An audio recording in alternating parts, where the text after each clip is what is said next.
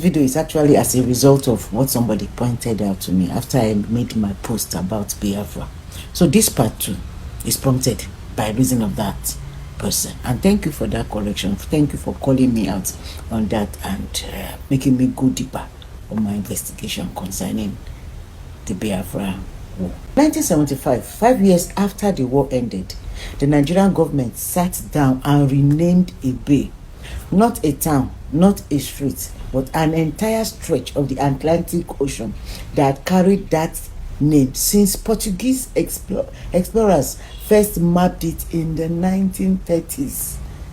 They called it the Bight of Borno instead, and they did it for one reason, so that one day a generation that never lived through the war will stop hearing the word Biafra at all. That was the reason why they changed their name. That name is not, it didn't come as a result of the Biafra War. It was there before that. And this time we are not just talking about the war. We are talking about who got written out of it. So I'm going to go deeper than just the surface Biafra War. So the Bight of Biafra is a real place, and it existed long before Ojukwu did.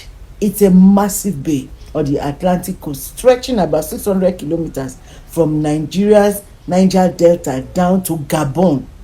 Portuguese explorers named it in the 14th century.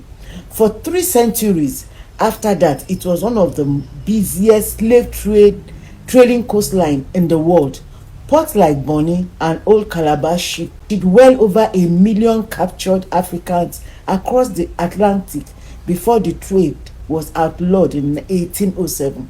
By the 1930s, palm oil had replaced people as the main export, and in the late 1950s, oil was discovered underneath it.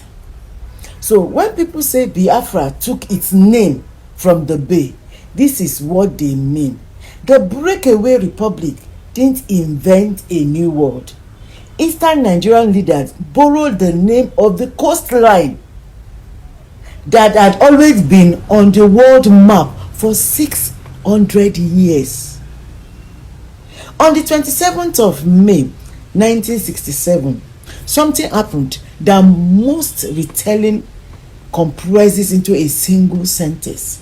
Chiefs, elders, and representatives from all 20 provinces of the eastern Nigeria, not just Igbo leaders, but delegates from every part of the region, met in Enugu and formally mandated Lieutenant Colonel Chukwuemeka Odumegwu Ojukwu to declare independence. This was not just an Igbo thing then. 3 days later, on the 30th of May, he did. He named it after the bay, the Republic of Biafra. Biafra's population was roughly about 65 to 70% Igbo, agreed. The rest somewhere close to that of the entire country. The rest somewhere close to 1/3 of the entire country were Ijos, Ibibius, Efik, Ogoja, and other peoples along the eastern border and the oil-rich southern coast.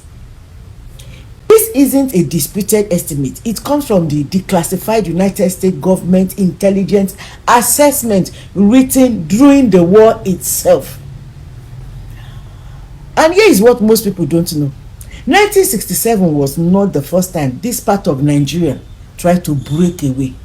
14 months before Ojukwu declaration, a 27-year-old Ijaw man named Isaac Boro did it first. So breakaway was not a new story for that area. On the 23rd of February 1966, Boro declared an independent Niger Delta Republic, leading roughly about 150 fighters from his Niger Delta volunteer force against the Nigerian federal government. It lasted 12 days. The forces that captured and arrested Boro were operating under the Eastern region's own governor at that time, this same man named Odumegwu Ojukwu. Boro was tried for treason and sentenced to death by hanging. His now famous line to the court before sentencing: "There is nothing wrong with Nigeria.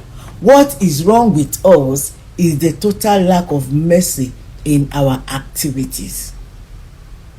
So, before the two men everyone remembers for this war, Ojukwu and Gowon, there was a third man from a different tribe entirely who tried to walk away from Nigeria first. And the same government that will later go to war with Ojukwu is the one that had already sentenced this man to die. The irony of life. Boro, any case, was never executed. General Yakubu Gowon granted him amnesty in May 1967, weeks before Biafra was declared. Boro then did something almost nobody expects. He joined the Nigerian army and fought against Biafra. He commanded roughly 1,000 men, mostly fellow Niger Delta natives, in the 3rd Marine Commando Division. His deep knowledge of the creeks and swamps made his unit devastatingly effective. His force helped capture Bonny, Okrika, and Port Harcourt from Biafra control. Boro never lived to see the war's end. He died near Okrika on the 9th of May 1968 at the age of 29. The official account says he was killed by a retreating Biafran soldier. But the story doesn't end there. A senior Nigerian officer who later became head of state, Olusegun Obasanjo, wrote in his own war memo that the true circumstances of Boro's death were unclear. Decades later, a fellow officer published a photograph he claimed showed the Biafran soldier responsible, specifically to shut down persistent rumors that Nigerian troops killed Boro themselves. Those rumors have never fully gone away. Boro's own people to this day still question whether his own side had him removed. As recently as March of this year, a new book on Boro's life was published, and even that book, by the author's own admission, could not close that gap of how he died, who was responsible for his death. Unclear circumstances is doing a lot of work in that sentence. It means Nigeria still does not have an agreed, verified answer for how one of its own war heroes actually died 58 years later. Boro's remains were buried quietly in Lagos in 1968. In 2013, 45 years later, they were exhumed and reburied as a national hero in Bayelsa State with the American civil rights leader, Reverend Jesse Jackson, late man of God, awesome man, in attendance. Now, back to the tribes who did stay inside Biafra. Did they stay loyal to Ojukwu all the way through? The honest answer, according to the classified US diplomatic reporting from the war itself, is it splits.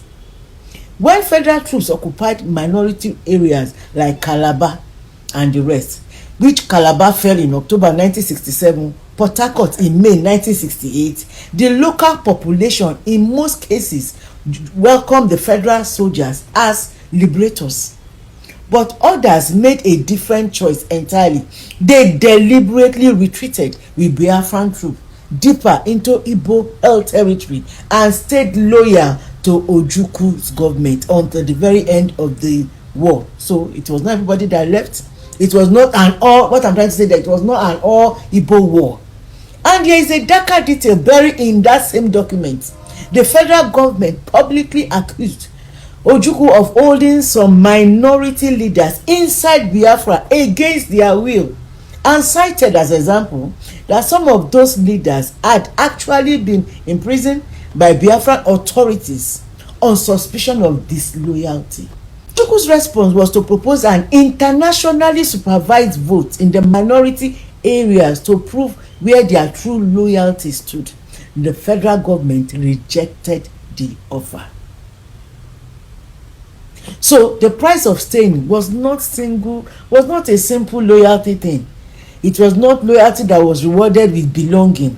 For some minority leaders, staying inside a nation built mostly around Igbo identity, meant living under suspicion from your own side in a war you didn't start. They supported, most of them didn't start. The man who eventually ended that war was not an Igbo man either. On the 8th of January 1970, as defeat became certain, Ojukwu fled to Ivory Coast and handed power to his deputy, listen, his deputy, Major General Philip Effiong, an Ibibio man from Ibiono Ibom in present-day Akwa Ibom State. So it was Effiong, not Ojukwu, who broadcast Biafra's unconditional surrender on the 15th of January 1970, ending the war. So it was not an all Igbo thing. 5 years after that surrender, Nigeria's military government renamed the Bight of Biafra to the Bight of Bonny that we all know it to be now. That wasn't its original name. Officially, it was geography decision. Multiple historical accounts describe it plainly for what it is. Actually was a deliberate political act to erase Biafra from Nigerians' map and eventually from its memory. It didn't fully work. You already know that it didn't work. The question this video is asking is whether you knew everything that word was actually built from. A name 600 years older than the war, a rival republic that came first and lost its leader to a mystery still unresolved. Minorities who ended up scattered on every side of a conflict that history keeps flattering into just two men and one tribe, bigger than the two of them. The facts are on the table and the conclusion is yours. I am Patience Ime Smith. I'm not asking you to agree with me. I am asking you to share. If you had any experience or you had any or you know anything that happened that time, tell me in the comments. Did you know the Bight of Biafra existed for 600 years before the war? I must confess to you guys, I didn't know until I did this research. Or that Nigeria renamed it on purpose. Tag someone who needs the full story, not just the version everybody already knows.